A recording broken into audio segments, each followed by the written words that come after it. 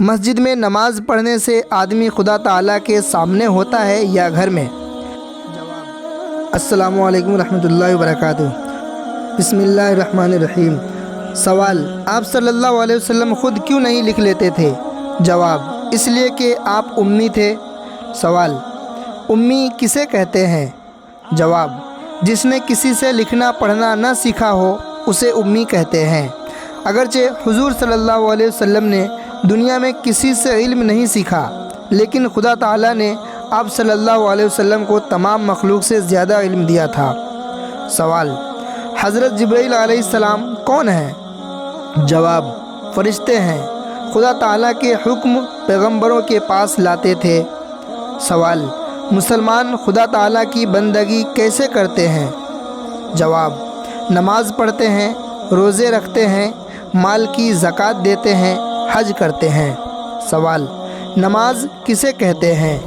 جواب: نماز خدا تعالیٰ کی عبادت اور بندگی کرنے کا ایک خاص طریقہ ہے جو خدا تعالیٰ نے قرآن مجید میں اور حضرت رسول مقبول صلی اللہ علیہ وسلم نے حدیثوں میں مسلمانوں کو سکھایا ہے۔ سوال: بندگی کا وہ طریقہ جسے نماز کہتے ہیں کیا ہے؟ جواب: گھر میں یا مسجد میں خدا تعالیٰ کے سامنے ہاتھ باندھ کر کھڑے ہوتے ہیں اور قرآن شریف پڑھتے ہیں، خدا تعالیٰ کی تعریفیں بیان کرتے ہیں، اس کی بزرگی اور تعظیم کرتے ہیں، اس کے سامنے جھک جاتے ہیں اور زمین پر سر رکھ کر اس کی بڑائی اور اپنی عاجزی اور ذلت ظاہر کرتے ہیں۔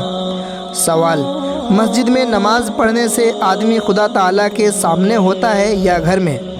جواب: خدا تعالیٰ ہر جگہ سامنے ہوتا ہے، چاہے مسجد میں نماز پڑھو چاہے گھر میں، لیکن مسجد میں نماز پڑھنے کا ثواب بہت زیادہ ہوتا ہے۔ سوال: نماز پڑھنے سے پہلے ہاتھ، منہ اور پاؤں دھوتے ہیں، اسے کیا کہتے ہیں؟ جواب: اس کو وضو کہتے ہیں، بغیر وضو کے نماز نہیں ہوتی۔ سوال: نماز میں کس طرح منہ کر کے کھڑا ہونا چاہیے؟ جواب: پچھم کی طرف، جس طرف شام کو سورج جا کر چھپ جاتا ہے۔ سوال: پچھم کی طرف منہ کرنے کا کیوں حکم دیا گیا؟